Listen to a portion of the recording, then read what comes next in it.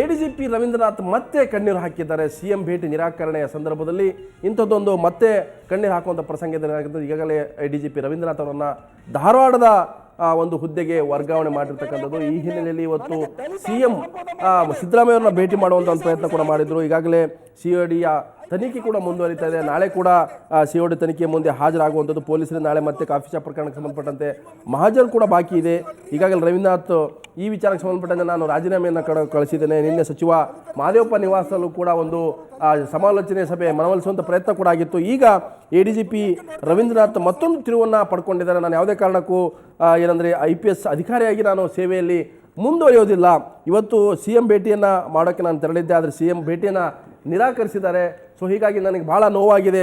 So ಈ ಒಂದು ಬೆಳವಣಿಗೆಯಿಂದ ನನಗೆ ಮತ್ತಷ್ಟು ನೋವಾಗಿದೆ ಅನ್ನುವಂಥ ಆ ಹೇಳಿಕೆ ಜೊತೆಗೆ ರವೀಂದ್ರನಾಥ್ ಮತ್ತೆ ಕಣ್ಣೀರು ಹರಿಸಿದ್ದಾರೆ. ದಲಿತರೇ ಅಂತ ಕರೀತಾನೆ, ನನಗೆ ಸರ್ ಕಳಿಸಿದ್ದೀವಲ್ರಿ ದಲಿತರೇ ಅಂತಾನೆ. ನನಗೆ ದಲಿತ ಮಿನಿಸ್ಟರ್ಗಳಿಗೆ ಗೌರವ ಕೊಡೋದಿಲ್ಲ, ನನಗೆ ದಲಿತ ಅಂತ ಸಂಬೋಧನೆ ಮಾಡ್ತಾನೆ. ನಾನೊಬ್ಬ IPS ಆಫೀಸರ್ ಆಗಿದ್ದೀನಿ, IPS ಆಫೀಸರ್ಗೆ ದಲಿತ ಅಂತ ಕರೀತಾನೆ. ನಾನು IPS ಸೇರಿದ್ದೇನೆ, ದಲಿತರಾಗಿರ್ಬೋದು, ಬಟ್ ಆದರೆ ನಿಮ್ಮ ಮಿನಿಸ್ಟರ್ ದಲಿತರನ್ನು ಕಳಿಸಿದ್ದೀವಲ್ರಿ ಅಂತಾನೆ. ತಾನು ಮುಖ್ಯಮಂತ್ರಿಗಳಿಗೆ ಭೇಟಿ ಮಾಡಿಸಿ ಅಂತ ಹೇಳಿದ್ರೆ ದಲಿತರು ಕಳಿಸಿದೀವಲ್ರಿ, ದಲಿತರು ಅಂತಾನೆ. ಅವ್ರು ಏನ್ ತಿಳ್ಕೊಳ್ತಾರೆ, ದಲಿತರಂತ ತಿಳ್ಕೊಂಡು ನಮ್ಮನ್ನು ತುಳಿಯಕ್ಕೆ ನೋಡ್ತಾರ. AM ಪ್ರಸಾದ್ ಸಿಎಂ ಭೇಟಿ ಮಾಡಲಿಕ್ಕೆ ರವೀಂದ್ರನಾಥ್ ತೆರಳಿದ್ರು. ಈ ಸಂದರ್ಭದಲ್ಲಿ ಗುರುಪ್ರಸಾದ್ ಅಧಿಕಾರಿ ಈ ಒಂದು ಭೇಟಿ ಸಂದರ್ಭದಲ್ಲಿ ಮಾತಾಡಿರ್ತಕ್ಕಂಥ ರೀತಿ ಏನಿದೆ, ಜಾತಿಯನ್ನು ಇಟ್ಕೊಂಡು ಮಾತಾಡಿರ್ತಕ್ಕಂಥದ್ದು, ಈ ಒಂದು ಬೆಳವಣಿಗೆಯಿಂದ ಮನನೊಂದಿರ್ತಕ್ಕಂಥ ರವೀಂದ್ರನಾಥ್ ಮತ್ತೆ ಕಣ್ಣೀರನ್ನು ಹಾಕಿದ್ದಾರೆ. ಸೊ ಈ ಮೂಲಕ ನನ್ನನ್ನು ಅವಮಾನ ಮಾಡಿದ್ದಾರೆ ಅನ್ನುವಂಥ ಒಂದು ಆರೋಪವನ್ನು ಕೂಡ ರವೀಂದ್ರನಾಥ್ ಮಾಡಿದ್ದಾರೆ. ದಲಿತ ಮಿನಿಸ್ಟರ್ಗಳಿಗೆ ಗೌರವ ಕೊಡೋದಿಲ್ಲ, ನನಗೆ ದಲಿತ ಅಂತ ಸಂಬೋಧನೆ ಮಾಡ್ತಾನೆ. ನಾನೊಬ್ಬ IPS ಆಫೀಸರ್ ಆಗಿದ್ದೀನಿ, IPS ಆಫೀಸರ್ಗೆ ದಲಿತ ಅಂತ ಕರೀತಾನೆ. ನಾನು IPS ಸೇರಿದ್ದೇನೆ, ದಲಿತರಾಗಿರ್ಬೋದು, ಬಟ್ ಆದರೆ ನಿಮ್ಮ ಮಿನಿಸ್ಟರ್ ದಲಿತರನ್ನು ಕಳಿಸಿದ್ದೀವಲ್ರಿ ಅಂತಾನೆ. ತಾನು ಮುಖ್ಯಮಂತ್ರಿಗಳಿಗೆ ಭೇಟಿ ಮಾಡಿಸಿ ಅಂತ ಹೇಳಿದ್ರೆ ದಲಿತರು ಕಳಿಸಿದೀವಲ್ರಿ, ದಲಿತರು ಅಂತಾನೆ. ಅವ್ರು ಏನ್ ತಿಳ್ಕೊಳ್ತಾರೆ, ದಲಿತರಂತ ತಿಳ್ಕೊಂಡು ನಮ್ಮನ್ನು ತುಳಿಯಕ್ಕೆ ನೋಡ್ತಾರ. AM ಪ್ರಸಾದ್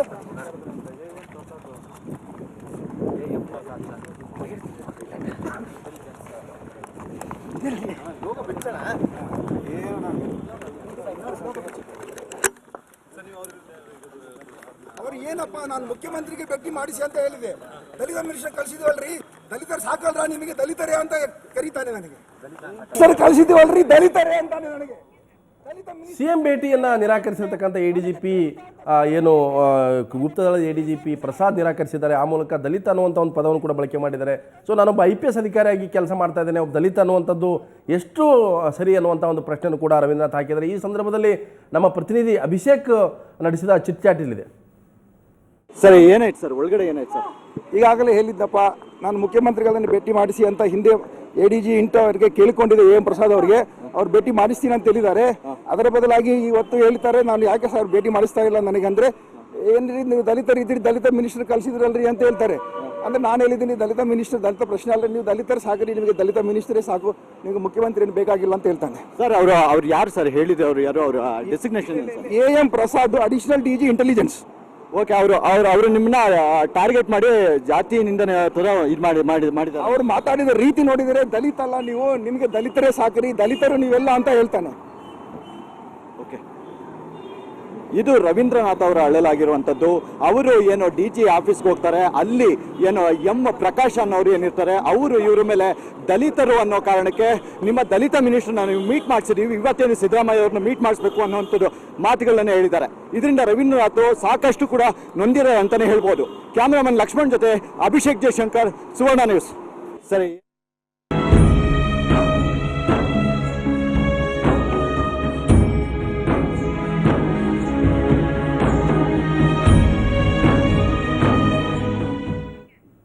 BJP ಕಟ್ಟಾಳು ವಿಶೇಷ ಕಾರ್ಯಕ್ಕೆ ಸ್ವಾಗತ. ನಾನು ಲಕ್ಷ್ಮಣ್ ಹೂಗಾರ್. ಭಾರತೀಯ ಜನತಾ ಪಕ್ಷದ ಮಟ್ಟಿಗೆ ಅನೇಕ ಜನ ಕಟ್ಟಾಳುಗಳಾಗಿ ಪಕ್ಷವನ್ನು ಕಟ್ಟಿ ಬೆಳೆಸಿದವರಲ್ಲಿ ದಿವಂಗತ ಗೋಪಿನಾಥ್ ಮುಂಡೆ ಕೂಡ. ಯಾಕಂದರೆ ಮಹಾರಾಷ್ಟ್ರದ ಮಟ್ಟಿಗೆ ಭಾರತೀಯ ಜನತಾ ಪಕ್ಷ ಒಂದು ಮೇಲ್ಜಾತಿಯ ಪಕ್ಷ ಅನ್ನುವ ಆರೋಪ ಇದ್ದಾಗ ದಲಿತರು, ಹಿಂದುಳಿದವರು, ಪರಿಶಿಷ್ಟ ಜಾತಿ ಪಂಗಡದವರನ್ನು ಕೂಡ ಪಕ್ಷಕ್ಕೆ ಬರುವ ಹಾಗೆ ಮಾಡಿದಂಥ ನಾಯಕರಲ್ಲಿ ಗೋಪಿನಾಥ್ ಮುಂಡೆ ಮತ್ತು ಪ್ರಮೋದ್ ಮಹಾಜನ್ ಪ್ರಮುಖ ಕಟ್ಟಾಳುಗಳು. ಸೊ ಇವತ್ತು ಅಂತಹ ಒಬ್ಬ ನಾಯಕ ಕೇವಲ 8 ದಿನಗಳ ಕಾಲ ಗ್ರಾಮೀಣ ಅಭಿವೃದ್ಧಿ ಖಾತೆ ಸಚಿವರಾಗಿ ನರೇಂದ್ರ ಮೋದಿ ಸಂಪುಟದಲ್ಲಿ ಕೆಲಸ ಮಾಡಿರ್ತಕ್ಕಂಥದ್ದು. ಇವತ್ತು ಅವರ ಸ್ವಂತ ಊರು ಪರಳಿ ಏನಿದೆ, ಲೋಕಸಭಾ ಕ್ಷೇತ್ರ ಬೀಡ್, ಇವತ್ತು ವಿಜಯೋತ್ಸವಕ್ಕೆ ಸಿದ್ಧತೆ ಆಗ್ತಾ ಇತ್ತು. ಆದರೆ ಇವತ್ತು ಶೋಕಯಾತ್ರೆ ನಡೆದಿದೆ. ಸೊ ಅಂಥ ಒಬ್ಬ ಗೋಪಿನಾಥ್ ಮುಂಡೆ ಜನಾಂದೋಲನದ ಮೂಲಕ ಒಬ್ಬ ನಾಯಕನಾಗಿ ಬೆಳೆದಂಥದ್ದು, ಅನೇಕ ಶೋಷಣೆಯನ್ನು ಎದುರಿಸಿ ಸಂಘರ್ಷದ ಜೀವನವನ್ನು, ರಾಜಕೀಯ ಜೀವನವನ್ನು ಮಾಡ್ಕೊಂಡು ಬಂದಂಥ ಮುಂಡೆ ಇವತ್ತು ನಮ್ಮ ನಗಲಿದ್ದಾರೆ. ಭಾರತದ ರಾಜಕಾರಣದಲ್ಲಿ ಗೋಪಿನಾಥ್ ಮುಂಡೆ ಕೂಡ ಒಂದು ಛಾಪನ್ನು ಹೊತ್ತು ಹೋಗಿದ್ದಾರೆ. ಮಹಾರಾಷ್ಟ್ರದ ರಾಜಕಾರಣದಲ್ಲಿ ತಮ್ಮದೇ ಆದಂಥ ಒಂದು ವ್ಯಕ್ತಿತ್ವವನ್ನು, ಸಂಘರ್ಷದ ರಾಜಕೀಯವನ್ನು ಮಾಡ್ಕೊಂಡು ಹೋಗಿದ್ದಾರೆ. ಸೊ ನಾನು ಚರ್ಚೆ ಮಾಡ್ತೀನಿ. ಮೊದಲಿಗೆ ಇವತ್ತು ಗೋಪಿನಾಥ್ ಮುಂಡೆಯ ನಿಧನದ ನಂತರ ಆದಂಥ ಬೆಳವಣಿಗೆಗಳು, ಸೊ ಯಾವ ರೀತಿ ಮಹಾರಾಷ್ಟ್ರದಲ್ಲಿ ಕಣ್ಣೀರು ಕೋಡಿ ಹರಿದಿದೆ, ಇವತ್ತು ಪಕ್ಷಾತೀತವಾಗಿ ಮುಂಡೆ ಅವರನ್ನು ಹಾಡಿ ಹೋಗಲಿರ್ತಕ್ಕಂಥದ್ದು. ಸೊ ಪ್ರಮೋದ್ ಮಹಾಜನ್ ಕೂಡ ಈ ಒಂದು ಗೋಪಿನಾಥ್ ಮುಂಡೆಯವರ ರಾಜಕಾರಣಕ್ಕೆ ತಂದಿರ್ತಕ್ಕಂಥದ್ದು. ಪ್ರಮೋದ್ ಮಹಾಜನ್ ಸಹೋದರಿಯನ್ನೇ ಗೋಪಿನಾಥ್ ಮುಂಡೆ ಮದುವೆ ಆಗಿರ್ತಕ್ಕಂಥದ್ದು. ಇಬ್ಬರೂ ಕೂಡ ಮಹಾರಾಷ್ಟ್ರದ ರಾಜಕಾರಣದಲ್ಲಿ ಮತ್ತು ರಾಷ್ಟ್ರ ರಾಜಕಾರಣದಲ್ಲೂ ಕೂಡ ಇಬ್ಬರು ಪಕ್ಷದ ಕಟ್ಟಾಳುಗಳು. ಸೊ ಒಂದು ವಿಶೇಷ ವರದಿ ನೋಡ್ಕೊಂಬರೋಣ. ಮಹಾಜನ್ ಮತ್ತು ಮುಂಡೆ ಬಾಲ್ಯ ಸ್ನೇಹಿತರು. ಮುಂಡೆಗೆ ಗೈಡ್, ಫಿಲಾಸಫರ್ ಆಗಿದ್ರು ಮಹಾಜನ್. ಮಹಾಜನ್ ಸಾವಿನಿಂದ ಮಾನಸಿಕವಾಗಿ ಕುಗ್ಗಿದ್ರು ಮುಂಡೆ. ಕಾನೂನು ಪದವೀಧರರಾಗಿದ್ದ ಗೋಪಿನಾಥ್ ಮುಂಡೆ ಮತ್ತು ದಿವಂಗತ ಪ್ರಮೋದ್ ಮಹಾಜನ್ ಇಬ್ರು ಬಾಲ್ಯ ಸ್ನೇಹಿತರಾಗಿದ್ರು. ಒಬ್ರನ್ನ ಬಿಟ್ಟು ಮತ್ತೊಬ್ರು ಇರ್ತಾ ಇರಲಿಲ್ಲ. ಜಾತಿ ಬೇರೆ ಬೇರೆ ಆದ್ರೂ ಮುಂಡೆ ಮತ್ತು ಮಹಾಜನ್ ನಡುವಿನ ಸ್ನೇಹಕ್ಕೆ ಅದ್ಯಾವುದೂ ಅಡ್ಡಿಯಾಗಲಿಲ್ಲ. ಗೋಪಿನಾಥ್ ಮುಂಡೆಗೆ ಪ್ರಮೋದ್ ಮಹಾಜನ್ ಒಬ್ಬ ಆತ್ಮೀಯ ಸ್ನೇಹಿತರಾಗಿದ್ರು ಮಾತ್ರವಲ್ಲ, ಫಿಲಾಸಫರ್ ಮತ್ತು ಗೈಡ್ ಕೂಡ ಆಗಿದ್ರು. ಗೋಪಿನಾಥ್ ಮುಂಡೆ ರಾಜಕಾರಣಕ್ಕೆ ಬರೋದಕ್ಕೆ ಪ್ರಮುಖ ಕಾರಣವೇ ದಿವಂಗತ ಪ್ರಮೋದ್ ಮಹಾಜನ್. ಮಹಾಜನ್ ಸಹೋದರಿಯನ್ನು ವರಿಸಿದ ಮುಂಡೆ. ಪ್ರಮೋದ್ ಮಹಾಜನ್ ಮತ್ತು ಗೋಪಿ ಮುಂಡೆ ನಡುವಿನ ಸ್ನೇಹ ನಂತರದಲ್ಲಿ ಸಂಬಂಧವಾಗಿ ತಿರುಗಿತು. ಗೋಪಿನಾಥ್ ಮುಂಡೆ ಪ್ರಮೋದ್ ಮಹಾಜನ್ರ ಸೋದರಿಯನ್ನೇ ವಿವಾಹವಾದ್ರು. ನಂತರದಲ್ಲಿ ಮಹಾಜನ್ ಮತ್ತು ಮುಂಡೆ ನಡುವಣ ಸ್ನೇಹ ಇನ್ನಷ್ಟು ಗಟ್ಟಿಯಾಯಿತು. ಆದರೆ 2006ರಲ್ಲಿ ಸ್ವಂತ ತಮ್ಮನೇ ಪ್ರಮೋದ್ ಮಹಾಜನ್ರನ್ನ ಗುಂಡಿಕ್ಕಿ ಹತ್ಯೆ ಮಾಡಿದ್ರು. ಪ್ರಮೋದ್ ಮಹಾಜನ್ ಸಾವಿನಿಂದಾಗಿ ಗೋಪಿನಾಥ್ ಮುಂಡೆ ಮಾನಸಿಕವಾಗಿ ಕುಗ್ಗಿ ಹೋದ್ರು. ಆಪ್ತ ಮಿತ್ರ, ಮಾರ್ಗದರ್ಶಕ ಪ್ರಮೋದ್ ಮಹಾಜನ್ರನ್ನ ಕಳಕೊಂಡ ನಂತರ ಗೋಪಿನಾಥ್ ಮುಂಡೆ ರಾಜಕೀಯದಿಂದ ದೂರ ಉಳಿಯಲು ನಿರ್ಧರಿಸಿದ್ರು. ಆದರೆ ಪಕ್ಷದ ಮುಖಂಡರ ಒತ್ತಡದಿಂದ ಬಲವಂತವಾಗಿ ರಾಜಕೀಯದಲ್ಲಿ ಉಳಿದ್ರು. ಮಹಾರಾಷ್ಟ್ರದಲ್ಲಿ ಬಿಜೆಪಿಯನ್ನ ಕಟ್ಟಿ ಬೆಳೆಸುವಲ್ಲಿ ಸಫಲರಾದ್ರು.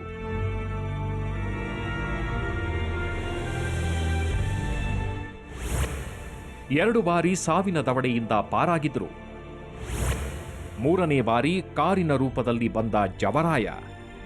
ಗೋಪಿನಾಥ್ ಮುಂಡೆ ಮಹಾರಾಷ್ಟ್ರದ ಉಪಮುಖ್ಯಮಂತ್ರಿಯಾಗಿದ್ದಾಗ ಒಮ್ಮೆ ಸಾವಿನ ದವಡೆಯಿಂದ ಪಾರಾಗಿದ್ರು. ವಿಮಾನದಲ್ಲಿ ಮುಂಡೆ ಪ್ರಯಾಣಿಸುತ್ತಿರುವಾಗ ವಿಮಾನದ ಗಾಜು ಇದ್ದಕ್ಕಿದ್ದಂತೆ ಒಡೆದುಹೋಯಿತು.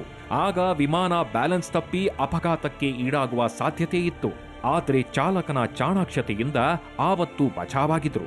ಇನ್ನು 2009ರಲ್ಲಿ ಚುನಾವಣಾ ಪ್ರಚಾರಕ್ಕೆ ಅಂತ ಮುಂಡೆ ತೆರಳುತ್ತಾ ಇದ್ರು. ಆಗ ಹೆಲಿಕಾಪ್ಟರ್ನಲ್ಲಿ ಇದ್ದಕ್ಕಿದ್ದಂತೆ ತಾಂತ್ರಿಕ ದೋಷ ಕಾಣಿಸಿಕೊಂಡಿತ್ತು. ಆಗ ಚಾಲಕ ಹೆಲಿಕಾಪ್ಟರ್ ಅನ್ನ ಬಂಜರು ಭೂಮಿಯಲ್ಲಿ ಇಳಿಸಿದ್ರಿಂದ ಅನಾಹುತ ತಪ್ಪಿತ್ತು. ಆದರೆ 3ನೇ ಬಾರಿ ಜವರಾಯ ಗೋಪಿನಾಥ್ರನ್ನ ಬಿಡಲೇ ಇಲ್ಲ. ಗೋಪಿನಾಥ್ ಮುಂಡೆಯನ್ನ ಮಹಾರಾಷ್ಟ್ರದ ಸಿಎಂ ಅಭ್ಯರ್ಥಿಯನ್ನಾಗಿ ಮಾಡುವ ಕನಸು ಬಿಜೆಪಿಗೆ ಇತ್ತು. ಮುಂದಿನ ಮಹಾರಾಷ್ಟ್ರ ವಿಧಾನಸಭಾ ಚುನಾವಣೆಯಲ್ಲಿ ಬಿಜೆಪಿ ಬಹುಮತ ಗಳಿಸಿದ್ರೆ ಮುಂಡೆ ಮುಖ್ಯಮಂತ್ರಿಯಾಗೋ ಸಾಧ್ಯತೆ ಇತ್ತು. ಆದರೆ ಆ ಕನಸು ನನಸಾಗುವ ಮುನ್ನವೇ ಮುಂಡೆ ಇಹಲೋಕ ತ್ಯಜಿಸಿದ್ದಾರೆ. ಇದು ನಿಜಕ್ಕೂ ದುರಂತವೇ ಸರಿ. ಬ್ಯೂರೋ ರಿಪೋರ್ಟ್, ಸುವರ್ಣ ನ್ಯೂಸ್. ಮಹಾರಾಷ್ಟ್ರದಲ್ಲಿ ಮೊನ್ನೆ ನಡೆದಂಥ ಲೋಕಸಭಾ ಚುನಾವಣೆಯಲ್ಲಿ ಬಿಜೆಪಿ ಅಭೂತಪೂರ್ವ ಗೆಲುವನ್ನು ಸಾಧಿಸಿತ್ತು. ಆ ಗೆಲುವಿನಲ್ಲಿ ಮುಂಡೆಯವರ ನಾಯಕತ್ವ ಕೂಡ ಎದ್ದು ಕಾಣ್ತಾ ಇತ್ತು. ಅಷ್ಟೊಂದು ಪ್ರವಾಸವನ್ನು ಮಾಡಿದ್ರು. ಅಷ್ಟೇ ಅಲ್ಲ, ಅಕ್ಟೋಬರ್ ನಡೆಯುವಂಥ ಮಹಾರಾಷ್ಟ್ರ ವಿಧಾನಸಭಾ ಚುನಾವಣೆಯ ನೇತೃತ್ವ ಗೋಪಿನಾಥ್ ಮುಂಡೆಯವರಿಗೆ ಹೋಗುವಂಥ ಸಾಧ್ಯತೆ ಇತ್ತು. ಯಾಕಂತಂದರೆ ಮುಂದಿನ CM ಅನ್ನುವಂಥ ಒಂದು ಚರ್ಚೆ ಇಡೀ ಮಹಾರಾಷ್ಟ್ರದಲ್ಲಿ ಚರ್ಚೆ ಶುರುವಾಗಿತ್ತು. ಅಂಥದ್ದೊಂದು ಮಹತ್ವಾಕಾಂಕ್ಷೆಯ ರಾಜಕಾರಣಿ ಇವತ್ತು ಸಾವನ್ನಪ್ಪಿರ್ತಕ್ಕಂಥದ್ದು ದೊಡ್ಡ ದುರಂತ. ಸೊ ನಮ್ಮ ಜೊತೆಗೆ BJPಯ ಹಿರಿಯ ನಾಯಕರು, ವಿಧಾನ ಪರಿಷತ್ ಸದಸ್ಯರಂತ DS ವೀರೇಂದ್ರ ಕಾರ್ಯಕ್ರಮ ಸ್ವಾಗತ. ಸೊ ಮುಂಡೆ BJPಯ ಕಟ್ಟಾಳು ಅಷ್ಟೇ ಅಲ್ಲ, ಸೊ BJP ಒಂದು ಮೇಲ್ವರ್ಗದ ಪಕ್ಷ ಅನ್ನುವಂಥ ಸಂದರ್ಭದಲ್ಲಿ ಅದನ್ನು ಎಲ್ಲ ಸಮುದಾಯಗಳಿಗೆ ತಲುಪಿಸಿದಂಥ ಒಬ್ಬ ನಾಯಕ. ಇಂಥ ಒಂದು ದುರಂತ ಸಾವನ್ನಪ್ಪಿದ್ದಾರೆ. ಅಷ್ಟೇ ಅಲ್ಲ, ಮಹಾರಾಷ್ಟ್ರದಲ್ಲಿ ಮುಂದಿನ CM ಆಗುವ ಅವಕಾಶ ಕೂಡ ಇತ್ತು ಅನ್ನುವಂಥ ಮಾತು ಏನು ಹೇಳ್ತೀವಿ? ಗೋಪಿನಾಥ್ ಮುಂಡೆಯವರು ಮತ್ತು ಮಹಾಜನ್ ಇಬ್ಬರೂ ಕೂಡ BJPಯ ಮಹಾರಾಷ್ಟ್ರದ ಎರಡು ಕಣ್ಣುಗಳಿದ್ದಾಗೆ. ಆ ಒಂದು ಕಣ್ಣು ಭಾಳ ಹಿಂದೆ ಹೋಯಿತು. ಇವ್ರ ಬಗ್ಗೆ ಅಪಾರವಾದ ನಿರೀಕ್ಷೆ ಇಟ್ಕೊಂಡಿದ್ದಂಥ ರಾಷ್ಟ್ರ ಅದು. ಉಪಮುಖ್ಯಮಂತ್ರಿಯಾಗಿ ಒಬ್ಬ ದಕ್ಷ ಆಡಳಿತವನ್ನು ಕೊಟ್ಟಂಥ ಮುಂಡೆಯವರು ವಂಜಾರ ಸಮಾಜಕ್ಕೆ ಸೇರಿದವರು, ಅಂದರೆ ಲಂಬಾಣಿ ಸಮಾಜ. ಇಲ್ಲಿ ಕರ್ನಾಟಕದಲ್ಲಿ ನಾವು ಲಂಬಾಣಿ ಅವರು ಅಂತ ಹಿಂದುಳಿದ ವರ್ಗದ ವಂಜಾರಿ ಅಂತೀವಿ. ವಂಜಾರ ಅವರು ಹಿಂದುಳಿದ ವರ್ಗದ ನಾಯಕರಾಗಿ ಆ ವರ್ಗವನ್ನು ಎಲ್ಲ ಸ್ತರದಲ್ಲೂ ಕೂಡ ಪ್ರತಿನಿಧಿಸುವಂಥ ಒಳ್ಳೆ ಉತ್ತಮವಾದ ಕೆಲಸ ಮಾಡಿದ್ದಾರೆ. ಮತ್ತು ಅನೇಕ ದೀನದಲಿತರನ್ನು ಮತ್ತು OBC ವರ್ಗದ ನಾಯಕತ್ವವನ್ನು ಈ ಪಕ್ಷಕ್ಕೆ ತರುವಲ್ಲೂ ಕೂಡ ಬಹುಜನ ಸಮಾಜ ನಾಯಕ ಅಂತ, ಬಹುಜನ ಸಮಾಜ ನಾಯಕ. ಮತ್ತು ಎಲ್ಲ ವರ್ಗವನ್ನು ಕೂಡ ಅವರ ವಿಶ್ವಾಸಕ್ಕೆ ತಗೊಂಡು ಮಹಾರಾಷ್ಟ್ರದವರೇ ಕೂಡ ಮರಾಠಿಯರೇ ಕೂಡ ಇವರಿಗೆ ಭಾಳ ಪ್ರೀತಿ ವಿಶ್ವಾಸದಿಂದ ಕಂಡುಕೊಂಡಂಥ ಒಬ್ಬ ಧೀಮಂತ ನಾಯಕ ಅವರು. ಈಗ ಕೇಂದ್ರದ ಯಾಕಂತಂದ್ರೆ ಮೊನ್ನೆ ಕೇವಲ 8 ದಿವಸ ಅವರು ನರೇಂದ್ರ ಮೋದಿ ಸಂಪುಟದಲ್ಲಿ ಮಂತ್ರಿ ಆಗಿದ್ದು. ಅವರು ಮಂತ್ರಿ ಆಗ್ತಾ ಇದ್ದಾಗೆ ಅನೇಕ ಪಕ್ಷದ ನಾಯಕರು ಹೋದಂತೆ ಮಹಾರಾಷ್ಟ್ರದವರು, ನಮ್ಗೆ ಹೇಗೆ ಮಾಡ್ಬೇಕು ಹೀಗೆ ಮಾಡ್ಬೇಕು ನಮ್ಮ ಬೇಡಿಕೆ ನೋಡಿ, ನಾನು ಮಂತ್ರಿ ಆದೆ ನಂತರ ನಾನು ಯಾವ ಪಕ್ಷಕ್ಕೆ ಸೇರೋದಿಲ್ಲ. ಸೊ ನಾನು ಯಾವ ಪಕ್ಷಕ್ಕೆ ಸೇರಿದ್ರೆ ಒಬ್ಬ ಮಂತ್ರಿ ಯಾರು ಬಂದು ಕೇಳ್ತಾ ನಾನು ಕೆಲಸ ಮಾಡಿಕೊಡ್ತೀನಿ. ಸೊ ಅಷ್ಟರ ಮಟ್ಟಿಗೆ ಅವರು ಬಹಳ ಭಿನ್ನವಾದಂಥ ಒಬ್ಬ ವ್ಯಕ್ತಿತ್ವದ ನಾಯಕ. ಅವರ ದೃಷ್ಟಿನಲ್ಲಿ ಪಕ್ಷ ಚುನಾವಣೆಯಲ್ಲಿ ಗೆಲ್ಲೋದಕ್ಕೂ ಮಾತ್ರ. ಒಂದು ಸಾರಿ ಗೆದ್ದ ಮೇಲೆ ಅವರು ಸರ್ವ ಜನರ ಜವಾಬ್ದಾರಿಯಾಗಿ ಮಾಡಿದಂಥ ವ್ಯಕ್ತಿ ಅವರು ಉಪಾಧ್ಯಕ್ಷರಾಗಿ ಕೂಡ ಇದ್ದರು, ಭಾರತೀಯ ಜನತಾ ಪಾರ್ಟಿಯ ರಾಷ್ಟ್ರೀಯ ಉಪಾಧ್ಯಕ್ಷರಾಗಿ, ಮತ್ತು ಸಂಸತ್ನಲ್ಲೂ ಕೂಡ ಉಪನಾಯಕರಾಗೂ ಕೂಡ 2009 ಗೆದ್ದಾರೆ. ಮತ್ತು ಇನ್ನೇನು ಮುಖ್ಯಮಂತ್ರಿ ಅನ್ನುವಂಥ ಒಂದು ಬಿಂಬ ಕೂಡ ಎಲ್ಲರೂ ಕೂಡ ಕನಸನ್ನು ಕಾಣ್ತಾ ಇದ್ದರು. ದುರಂತ ಇವತ್ತು ಅವರು ಸಾವನ್ನಪ್ಪಿದ್ದಾರೆ. ಬಹುಶಃ ನಮ್ಮ ಪಕ್ಷ ಒಬ್ಬ ಧೀಮಂತ ನಾಯಕನನ್ನು ಇವತ್ತು ಕಳ್ಕೊಂಡಿದೆ. ಪರ್ಟಿಕ್ಯುಲರ್ಲಿ ಮಹಾರಾಷ್ಟ್ರಕ್ಕೆ ಯಾರಾದರೂ ಕರ್ನಾಟಕದ MP ಸಿಕ್ಕಿ ಜೈ ಮಹಾರಾಷ್ಟ್ರ ಅಂದರೆ ಅವರು ಜೈ ಕರ್ನಾಟಕ ಅಂತಿದ್ದು. ಆ ರೀತಿಯ ಒಂದು ಮಹಾರಾಷ್ಟ್ರ ಮತ್ತು ಕರ್ನಾಟಕದ ಹೃದಯ ಭಾಳ ಇತ್ತು. ಆ ರೀತಿಯ ಒಬ್ಬ ವ್ಯಕ್ತಿ ಅವರು. ನಾನು ಮಹಾರಾಷ್ಟ್ರ ಗೋಪಿನಾಥ್ ಮುಂಡೆ ನೋಡಿದ್ದೆ ಅವಾಗ. ಮೊನ್ನೆ ಅವರು ಅವರು ಮಂತ್ರಿ ಅಂತ ಪ್ರಮಾಣ ವಚನ ತಗೊಂಡ ಮರುದಿನವೇ ಕೂಡ ಅವರ ಆಫೀಸ್ನಲ್ಲಿ ಕಾಣಿಸ್ಕೊಂಡ್ರು, ಪ್ರೆಸ್ ಮೀಟ್ ಮಾಡ್ತಾಯಿದ್ರು. ನಾನು ಹೋಗಿ ಗಾರ್ಲೆಂಡ್ ಮಾಡಿ ಬಂದೆ. ಮತ್ತು ಪ್ರಹ್ಲಾದ್ ಜೋಶಿ ಅವರನ್ನು ಮಾತಾಡ್ತಾಯಿದ್ರು, ನಮಗೆ ನಿಮ್ಮ ಕರ್ನಾಟಕದ ಅವರ ಖಾತೆಯಲ್ಲಿ ಏನೇನು ಅಭಿವೃದ್ಧಿಯ ಕೆಲಸಗಳಾಗಬೇಕು ಅದ್ರ ಬಗ್ಗೆ ನೀವು ಒಂದು ನೀಲ್ನಕ್ಷೆ ತಯಾರು ಮಾಡಿಕೊಂಡು ಬನ್ನಿ, ಕರ್ನಾಟಕಕ್ಕೆ ಒಳ್ಳೆಯ ಲಿಸ್ಟು ಕೊಡಿ, ಕರ್ನಾಟಕದ ಅಭಿವೃದ್ಧಿಗೆ ಪರ್ಟಿಕ್ಯುಲರ್ ಆಗಿ ಪಂಚಾಯತ್ ರಾಜ್ ಮತ್ತು ಗ್ರಾಮೀಣ ಅಭಿವೃದ್ಧಿಗೆ ಅಗತ್ಯ ಇರತಕ್ಕಂಥ ಹಣ ಮತ್ತು ಎಲ್ಲ ಕಾರ್ಯಕ್ರಮಗಳನ್ನು ನಾನು ಕೊಡ್ತೇನೆ ಎನ್ನುವಂಥ ಮಾತನ್ನು ಅವರು ಪ್ರಹ್ಲಾದ್ ಜೋಶಿ ಅವರಿಗೆ ಸ್ವತಃ ಹೇಳ್ತಾ ಇದ್ದನ್ನು ಕೂಡ ನಾವು ಅವತ್ತು ಗಮನಿಸ್ತೆ. ಆ ರೀತಿಯ ಒಬ್ಬ ಒಂದು ಭಾಳ ಇಂಟ್ರೆಸ್ಟಿಂಗ್ ಇರತಕ್ಕಂಥದ್ದು, ಅವರು ಭಾಜಪ ಅಂದರೆ ಎಲ್ಲ ಪಕ್ಷಗಳಲ್ಲೂ ಕೂಡ ಅತಿ ಕಿರಿಯ ವಯಸ್ಸಿನಲ್ಲಿ ಮಹಾರಾಷ್ಟ್ರ BJP ಅಧ್ಯಕ್ಷರಾಗಿದ್ದವರು. ಅಂದರೆ 32 ವರ್ಷಕ್ಕೆ BJP ಅಧ್ಯಕ್ಷರಾಗ್ತಾರೆ. JP ಮೂವ್ಮೆಂಟಲ್ಲಿ 16 ತಿಂಗಳು ಅವರು ಜೈಲುವಾಸ ಅನುಭವಿಸ್ತಾರೆ. ಅಷ್ಟೇ ಅಲ್ಲ, ಅವರು ಫಸ್ಟ್ ಟೈಮ್ 80ರಲ್ಲಿ ಎಲೆಕ್ಷನ್ ನಿಂತಾಗ 1100 ಓಟಲ್ಲಿ ಸೋಲ್ತಾರಂತೆ ಅವರು. ಆವಾಗ ಅವ್ರ ವಿರುದ್ಧ ಅಪಪ್ರಚಾರ ಅಂದರೆ ಬೇರೆ ಏನೂ ಇರಲಿಲ್ಲಂತೆ. ಅವ್ರು ಬೇರೆ ಅನ್ಯ ಜಾತಿಯ ಯುವತಿಯ ಜೊತೆ ಸಂಬಂಧ ಇದೆ, ಅಫೇರ್ ಇದೆ ಅನ್ನೋಂಥ ಆರೋಪ ಮಾಡ್ತಾರಂತೆ, ಅದು ಮಹಾಜನ್ ತಂಗಿ ಜೊತೆ. ಸೊ ಆಮೇಲೆ ಚುನಾವಣೆ ಆದಮೇಲೆ ಅವರು ಅದೇ ಆ ಯುವತಿಯ ಜೊತೆ ಅವ್ರು ಮದುವೆ ಆಗ್ತಾರೆ. So inter caste. ಸೊ ಇದನ್ನು ಅಪಪ್ರಚಾರ ಮಾಡಿ ಚುನಾವಣೆ ಸೋಲ್ತಾರೆ ಅಂತ, ಅವರು ಮುಂಡೆನ ಸೋಲಿಸ್ತಾರೆ ಅಂತ ಜನ.